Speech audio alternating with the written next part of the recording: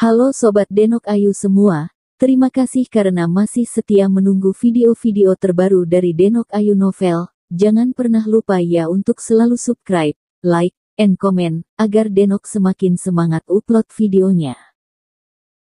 Tempat-tempat itu terlihat sangat mirip, bahkan jika Anda berjalan 3 atau 400 meter, dan kemudian kembali, Anda akan mudah tersesat. Saya menduga bahwa Tuan He dan Presiden N pasti telah melihat ke arah yang salah ketika mereka kembali. Baik. Kepala desa tua mengangguk dan berkata dalam pemikiran yang dalam, apa yang dikatakan Bal benar. Penduduk desa kita mudah tersesat di hutan, belum lagi Tuan He dan Nona N pergi ke sana untuk pertama kalinya, dan hutan itu sangat misterius. Mungkin saja pergi ke arah yang salah. Tapi kami telah melihat dengan jelas jejak rumput liar yang diinjak seseorang. Ani bertanya sengit, lagi pula, kami sudah ditandai di jalan raya. Jaraknya beberapa ratus meter, kami tidak bisa salah mengingatnya.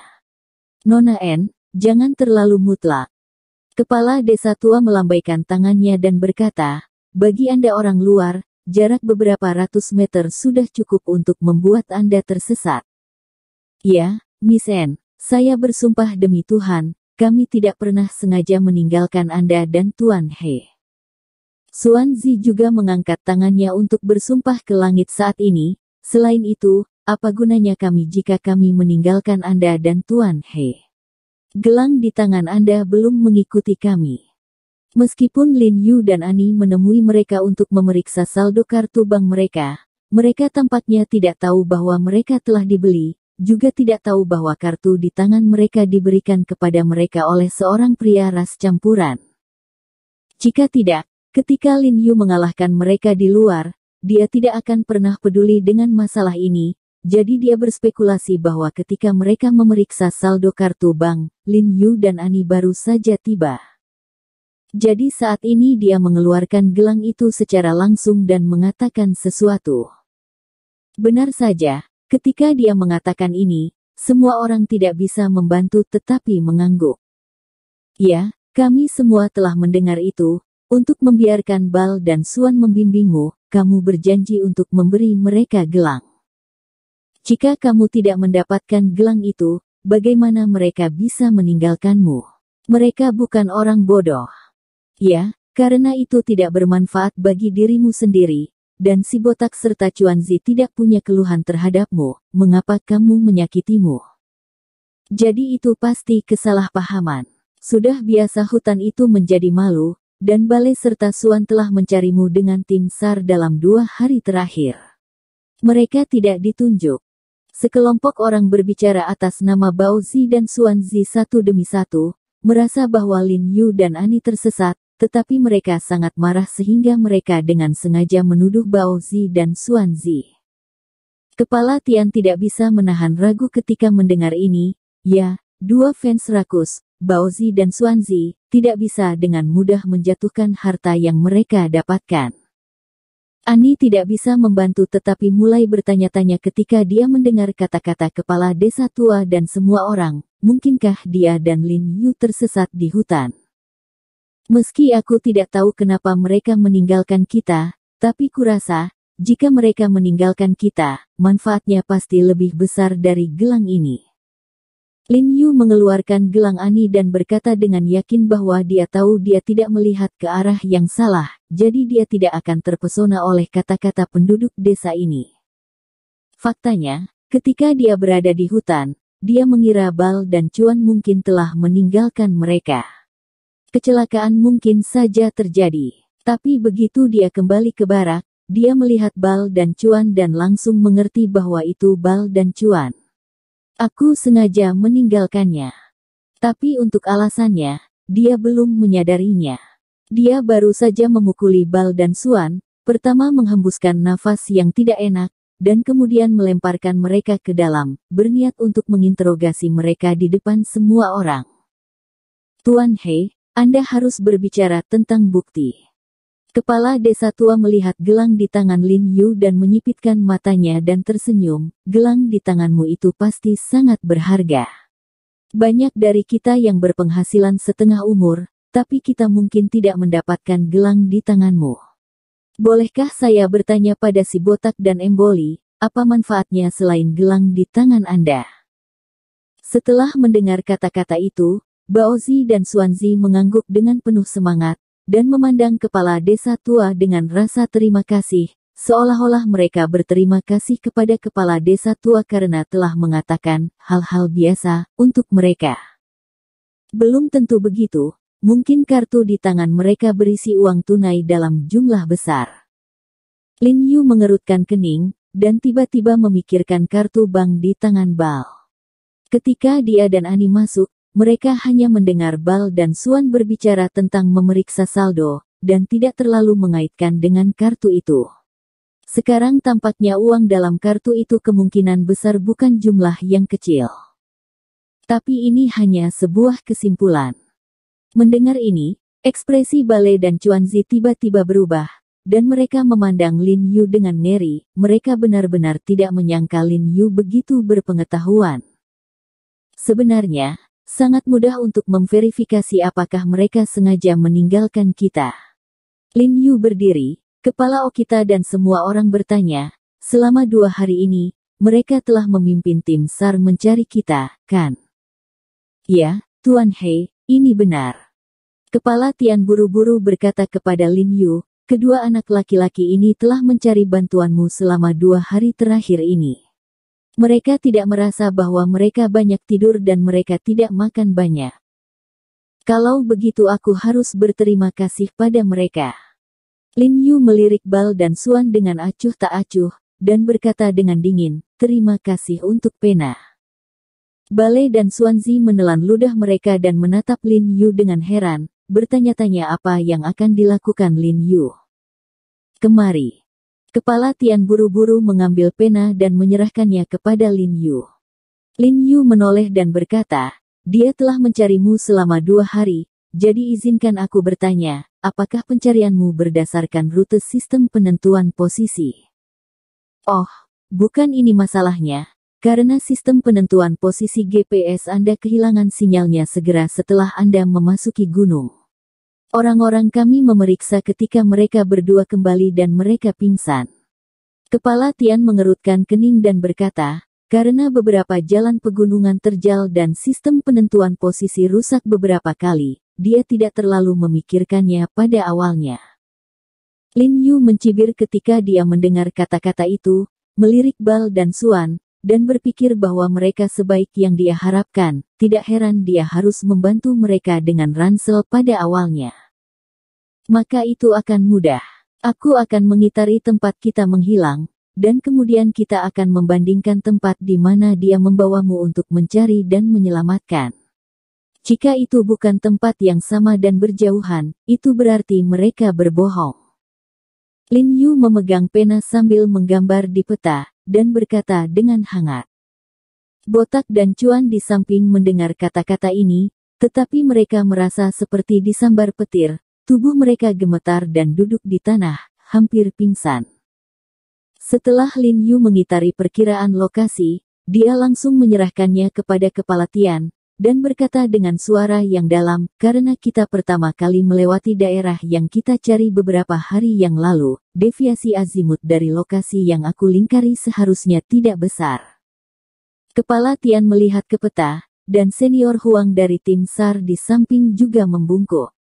Dia melihat perubahan warna di belakang lingkaran Lin Yu, dan berkata dengan tergesa-gesa, kami sama sekali tidak mencari di sini. 7 atau 8 kilometer. Sial, saya katakan bahwa saya berteriak dan tidak ada yang menjawab. Wajah Tian Shouchang tiba-tiba menjadi dingin ketika dia mendengar ini, dan sekarang dia juga menebak apa kebenarannya, bahkan jika ingatan Bal dan Xuan tidak sejajar, dengan kesalahannya pasti tidak akan terlalu besar. Kepala desa tua dan yang lainnya melihat ke peta dan ekspresi mereka berubah. Mereka tahu bahwa kebanyakan hal adalah apa yang dikatakan Lin Yu dan Ani. Bal dan Xuan yang dengan sengaja meninggalkan Lin Yu dan Ani. Aku membunuh kalian. Kepala Tian sangat marah. Dia memasukkan pistolnya dengan sekali klik, dan menarik pelatuknya ke pria botak itu tanpa ragu-ragu. Gerakannya terlalu cepat dan terlalu mendesak, Lin Yu tidak mengharapkannya, dan bahkan tidak datang untuk menahannya, dan tembakan terdengar. Lin Yu buru-buru berbalik dan melihat ke belakang, hanya untuk melihat bahwa botak tidak mati, tetapi memeluk kaki kanannya dan menjerit. Katakan, mengapa Anda meninggalkan Presiden N dan Tuan He? Kepala Tian menunjuk ke botak dengan moncong dan berkata dengan dingin, jika kamu tidak mengatakannya, saya dapat menjamin bahwa tembakan berikutnya pasti akan mengenai kepala Anda. Lin Yu tiba-tiba menghela nafas lega ketika dia melihat ini, dan menatap kepala Tian dengan kekaguman. Kepala Tian masih bisa tetap tenang di bawah amarah, dan memikirkan pertanyaan paling penting, dia layak menjadi sosok setingkat guru. Bal sudah menangis kesakitan saat ini, dan urat biru di dahinya terasa keras, di mana dia masih bisa mengatakan sesuatu. Kubilang, kataku.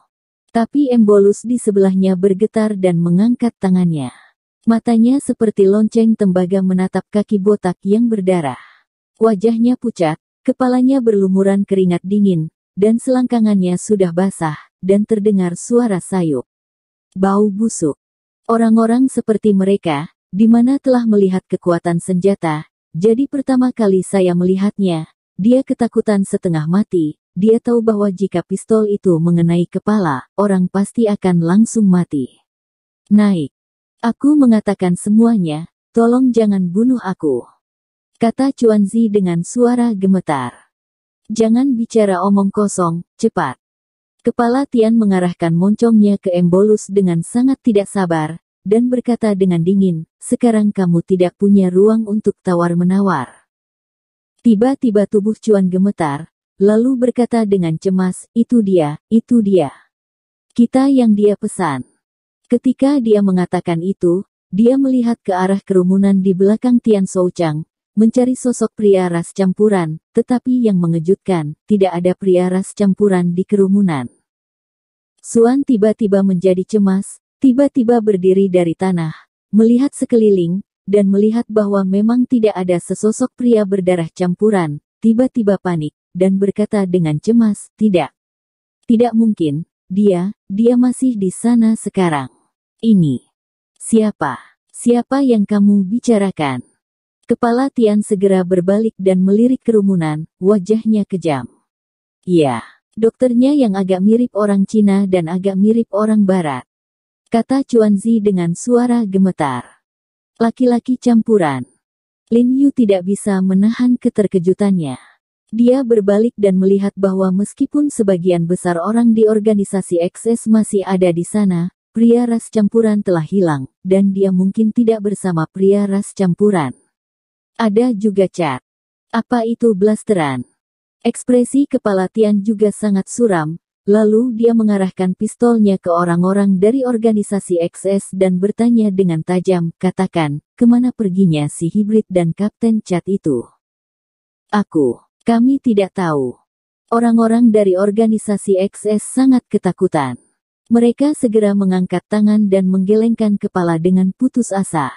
Mereka hanya melihat N berhadapan dengan Bal dan mereka tidak melihat bahwa kapten dan wakil kapten mereka sudah melarikan diri. Jangan bilang aku membunuhmu. Kepala Tian berteriak dengan marah. Kami benar-benar tidak tahu, tolong, jangan tembak, kami benar-benar tidak tahu apa-apa. Hampir semua anggota organisasi XS hendak menangis. Kepala Tian, sepertinya mereka benar-benar tidak tahu. Lin Yu berkata dengan suara yang dalam kepada kepala Tian, dan memberi isyarat kepada kepala Tian untuk tidak mempermalukan mereka. Ayo, bawa semuanya padaku dan kunci mereka. Kepala Tian segera menoleh dan berkata dengan dingin kepada kerumunan, selain itu, cepatlah dan panggil orang untuk berkumpul, gali tanah setinggi 3 kaki, dan keluarkan aku dari kedua anak laki-laki ini. Karena ini di wilayahnya, dia tidak takut cat dan orang dari ras campuran akan lari. Iya. 2 dari Bintara segera memberi hormat dan lari. Chief, bagaimana dengan mereka berdua? 2 sersan lainnya memandang Bal dan Xuan dan berkata, apa yang harus dilakukan? tentu saja itu ditembak. Tian Shouchang berkata dengan dingin. Si botak dan Chuanzi sama-sama tampak pucat ketika mendengarnya, dan langsung berteriak dengan keras, berlutut di tanah dan terus bersujud di kepala Tian dan Lin Yu, memohon ampun. Kepala Tian, apakah ini sudah terlambat? Kepala desa tua menelan ludahnya dan buru-buru membujuk, bukankah Tuan He dan Presiden Ani baik-baik saja? Kamu, tolong buka internet dan simpan keduanya. Artinya, membunuh seseorang itu terlalu kejam. Apakah kalian para pejabat begitu sombong? Sekelompok penduduk desa juga berdiri dan mengeluh atas Tuozi dan Xuanzi. Bagaimanapun, Tuzi dan Xuanzi adalah orang tua mereka, dan sangat sedikit dari mereka yang memiliki hubungan dengan mereka, jadi tentu saja mereka harus berdiri dan bersyafaat dengan mereka. Saya pikir Anda semua bodoh satu persatu. Ketika Kepala Tian mendengar ini, dia sangat marah, dan menoleh ke kepala desa tua dan penduduk desa dan berkata dengan tajam, Tuan He dan Presiden Ani, tidak apa-apa, jika mereka tidak kembali. Selain itu, ini bukan hanya tentang kehidupan Tuan He dan Presiden Ani adalah tentang nyawa dan kematian ribuan penduduk desa dan petugas serta tentara. Harapan kami untuk mempelajari solusi medis untuk mengatasi virus kali ini semua ada pada Tuan He dan Presiden Ani. Jika ada sesuatu di antara mereka, maka apakah orang-orang ini pada akhirnya harus mati? Bahkan 2 hari ketika Tuan Ho dan Nona N menghilang sangat memperlambat kemajuan penelitian. Bersambung. Terima kasih sahabat Denok yang sudah mendengarkan video ini. Jangan lupa like, komen, and subscribe ya. Terima kasih.